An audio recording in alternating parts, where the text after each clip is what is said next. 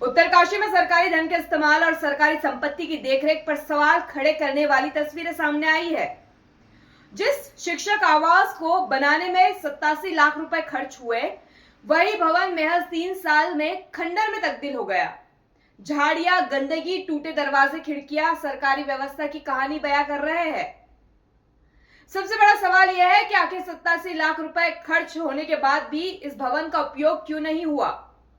देखिए खास रिपोर्ट। तस्वीरें उत्तरकाशी के राजकीय इंटर कॉलेज मुस्टिक सौड़ की है। यहां शिक्षक आवास के लिए वर्ष 2022 में 87 लाख रुपए की धनराशि स्वीकृत हुई और वर्ष 2023 में भवन बनकर तैयार हो गया। निर्माण के बाद इसे शिक्षा विभाग को हैंडओवर किए जाने की बात कही गई, लेकिन आज यही भवन सरकारी सिस्टम की लापरवाही का आईना बना हुआ है। भवन के चारों तरफ झाड़ियां और घास उगाई है। कमरों के दरवाजे, खिड़कियां टूटे पड़े हैं, पंखे उखड़े हुए हैं और नल की टोटियां तक गायब है।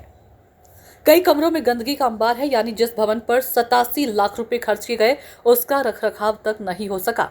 विभाग का कहना है कि भवन शिक्षा विभाग के माध्यम से विद्यालय को सौंप दिया गया था, जबकि राजकीय इंटर कॉलेज के प्रभारी प्रधानाचार्य का कहना है कि उन्हें ना तो कोई एनओसी मिली और ना ही भवन का हैंडओवर हुआ। निर्माण निगम चंबा ने वर्ष 2023 में भवन का निर्माण पूरा किया था। सीमांत क्षेत्र के विकास के लिए स्वीकृत 87 लाख रुपए की राशि से बनी सरकारी संपत्ति आज उपयोग के बजाय बदहाली का उदाहरण बन गई है। ग्रामीण भी सरकारी धन की बर्बादी से हैरान हैं। स्थानीय क्षेत्र पंचायत सदस्य शंकर गुसाई और पूर्व प्रधान सत्यनारायण सेमवाल ने पूरे मामले की स्वतंत्र जांच और दोषियों पर कार्रवाई की मांग की है। अब सवाल सिर्फ एक भवन की बदहाली का नहीं, बल्कि सरकारी भवन, धन, निर्माण की गुणवत्ता, हैंडओवर प्रक्रिया और जिम्मेदारी तय करने का है। 3 साल में खंडर बने 87 लाख के शिक्षक आवास पर अब शिक्षा विभाग और संबंधित कार्यदायी संस्था को जवाब देना होगा। आखिर सरकारी धन की बर्बादी का जिम्मेदार कौन है?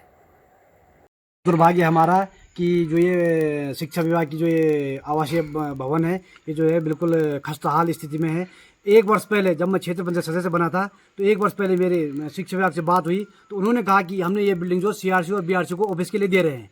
लेकिन फिर भी मेरे एक दिन अभी आज ही बात हुई, वो कह रहे हैं कि अभी वहाँ आने वाला है। तो मैंने ये पूछा उनसे कि आपका कब आने वाला है? 1 साल हो गए, बिल्डिंग की स्थिति खस्ता हाल हो रखी है और जीर्ण शीर्ण होने जा रही है। वहाँ कम से कम अगर इंसान रहता कोई तो अच्छी रहती, ऐसी स्थिति में उसकी बहुत बुरी दुर्दशा हुई। इन्होंने यहाँ केवल 87 लाख रुपए इन्होंने केवल ठिकाने लगाए हैं और जो इनकी बंदर बांट हुई, जैसे जिला योजना में हो रही उसी प्रकार से बंदर बांट करते नहीं तो यहाँ का बिल्कुल और जीर्ण शीर्ण हो जाएगी।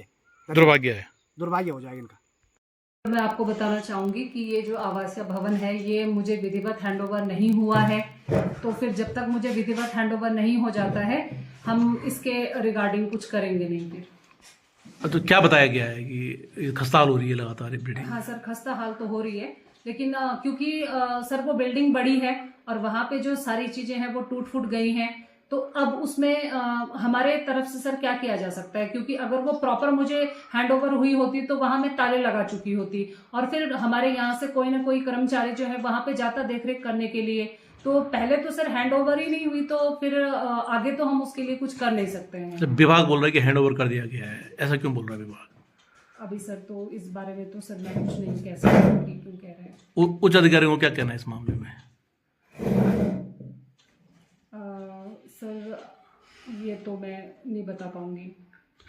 और मुझे इस बिल्डिंग का ये पता नहीं चल पा रहा है कि ये बिल्डिंग बनाई किस कारण से गई। अगर ये बिल्डिंग बनाई गई तो किसी के सुपुर्द भी नहीं की गई और यहाँ पे कोई रह भी नहीं रहा है। यहाँ पे लेटरिन, बाथरूम, किचन जो हमारे बने हुए हैं, पंखे लटक रहे हैं, आपने देख लिए हैं, और न किसी की सुपुर्द की गई है और न यहाँ पे कोई रह रहा है। तो इसका उद्देश्य क्या था बनाने का? या तो पैसे को ठिकाने लगाने का उद्देश्य था, और या तो फिर इस बिल्डिंग को यहाँ तमाशा बनाने के लिए बनाने को उद्देश्य था। क्योंकि आप देख रहे हैं यहाँ पे सिर्फ झाड़ी है, इंसानों का यहाँ पे रहने का कहीं कोई नहीं। यहाँ पे खच्चर रहती है, जो आवारा पशु आते हैं वो रहते हैं। तो मुझे ये समझ नहीं आ रहा है कि जो शासन और प्रशासन द्वारा यहाँ पे खर्च किया गया है, या तो वो सुपुर्द कर देनी चाहिए थी कॉलेज को, और वहाँ पे हमें पता चल रहा है कि हमें नहीं है पता कि ये सुपुर्द हुई है या बनी है या क्या हुआ है। हमें सिर्फ ये बिल्डिंग दिखाई दे रही है जो खस्ता हाल में है, आप भी देख रहे हैं। और दूसरा मुझे ये कहना है कि अगर इतना पैसा बर्बाद करने के लिए सरकार के पास है, तो अन्य जगहों पर वो पैसा जहां पे रो रही है जनता, वहां पे क्यों नहीं लगाया जा रहा है? जैसे कि मैं तो ये भी कहूंगा कि हम 98 से लड़ रहे हैं और हमारे लिए पैसा नहीं है सरकार के पास, लेकिन ऐसी बर्बाद बिल्डिंगों को बनाने के लिए पैसे हैं। और यहाँ पे 10 कमरे ये दिखाई दे रहे हैं, 11 कमरे हैं और 11 कमरे में एक गांव रह सकता है। और उस मजबूर गांव को या किसी मजबूर व्यक्ति को या कहीं रास्ते के लिए या कहीं किसी पाने के लिए वो पैसे नहीं दिए जा रहे हैं। लेकिन यहाँ पे ये बिल्डिंग आप देख रहे हैं ये तमाशे के लिए है और जो पैसे का बिल्कुल मैं तो यही कहूंगा कि बिल्कुल बर्बादी है।